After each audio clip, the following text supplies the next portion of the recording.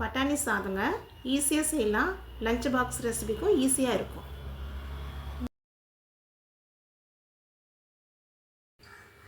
ரெண்டு table spoon எண்ணெயை சேர்த்துக்கலாம்.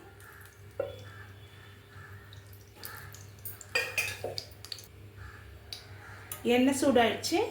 ஒரு சின்ன துண்டு பட்டை, 3 கிராம்பு, ஒரு பிரியாணி இலை, 1/2 ஸ்பூன் சோம்பு.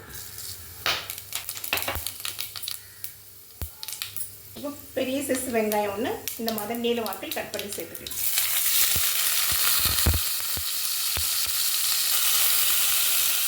வெங்காயம் பொன்னிறம் ஆகிற வரைக்கும் வதக்கிக்கலாம். ஒரு டேபிள் ஸ்பூன் இஞ்சி பூண்டு பேஸ்ட்டு போட்டுக்கலாம். இஞ்சி பூண்டு பேஸ்ட்டு பச்சை வாசனை போகிற வரைக்கும் 1 நிமிஷம் வதக்கிக்கலாம். கலந்துக்கிட்டே இருக்கலாங்க, இல்லைன்னா அடி பிடிச்சிக்கலாம். இப்போ பெரிய சைஸ் தக்காளி ஒன்று சேர்த்துக்கலாம். ஒரு பச்சை மிளகாய் சேர்த்துக்கலாம்.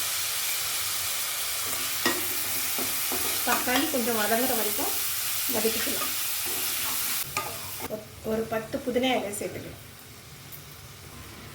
ஒரு வாட்டி கலந்து விட்டுக்கலாம். 1/4 டீஸ்பூன் மஞ்சள் தூள் சேர்த்துக்கலாம். 2 டீஸ்பூன் மிளகாய் தூள் சேர்த்துக்கலாம்.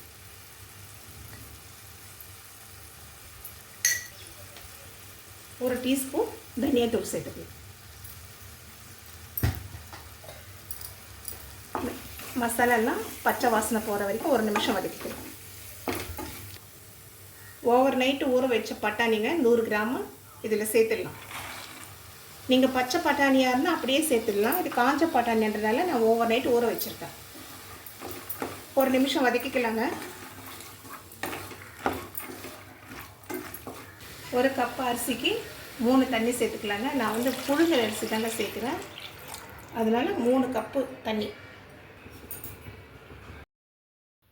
தேவையான அளவு உப்பு சேர்த்து கலந்து விட்டுக்கலாம்.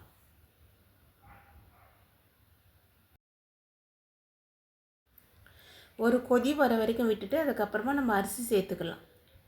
1 கப்பு புழுங்கல் அரிசிங்க, 250 கிராம் அளவு, ஒரு 1/2 மணி நேரம் ஊற வச்சுருக்கிறேன். இப்போ இதில் சேர்த்துடலாம். ஒரு வாட்டி கலந்து விட்டுக்கலாம். அரிசியும் தண்ணியும் லெவலாக வர வரைக்கும் மீடியம் ஃப்ளேமில் வேக வச்சுக்கலாம். இந்த அளவுக்கு வந்த பிறகு மூடி போட்டு லோ ஃப்ளேமில் 15 நிமிஷம் வேக வச்சு எடுத்துக்கலாம். இல்லைன்னா ஒரு விசில் வர வரைக்கும் வேக வச்சு எடுத்துக்கலாம்.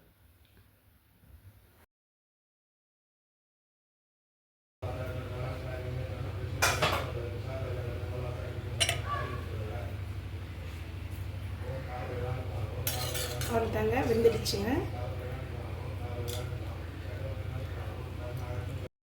பட்டாணி சாதங்க நல்லா இருக்கும், டேஸ்ட்டாக. நீங்களும் ஒரு வாட்டி செஞ்சு பாருங்கள். பட்டாணி சாதத்தோட காம்பினேஷன் உருளைக்கிழங்கு பொரியல்.